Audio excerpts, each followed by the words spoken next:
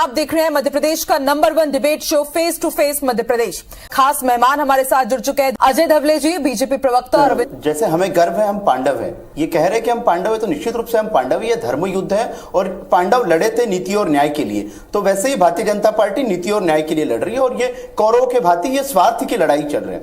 देखिए कमलनाथ जी और दिग्विजय सिंह जी धृष्टाष्ट्र के भांति अपने अपने बेटों के स्थापना के लिए ये लड़ाई लड़ रहे हैं। अब बात कर लेते ईडी, आईटी और सीबीआई की।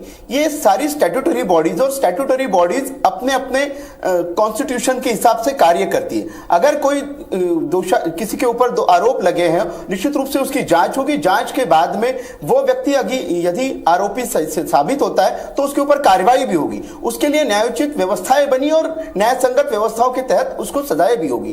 कांग्रेस को इतनी परेशानी क्यों होती है? अगर आपके नेताओं ने घोटाले किए नहीं होते, आपके ऊपर ईडी, आईटी की छापे नहीं पड़ते।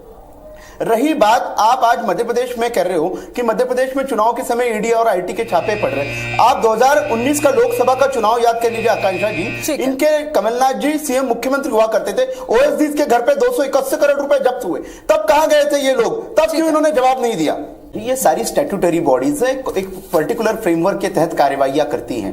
निश्चित रूप से यदि कोई दोषी होता है तो उसके तहत न्याय संगत कार्रवाई होती है। और ये जो बात कर रहे व्यापार घोटाला, सुप्रीम कोर्ट मॉनिटर कर रहा था, सुप्रीम कोर्ट ने आपके नेताओं को झूठा कहा, आप लोगों ने झूठे पेनड्राइव सुप्रीम कोर्ट में दिए।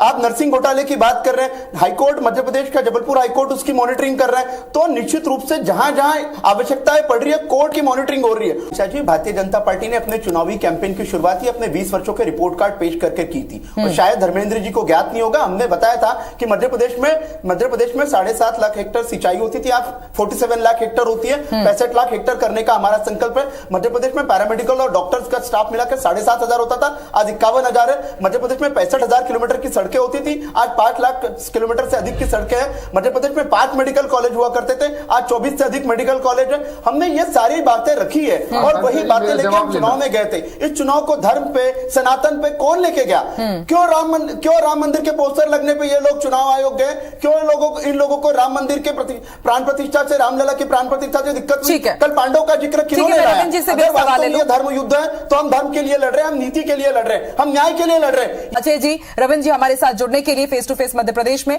देखते रहिए IBC 24। नमस्कार।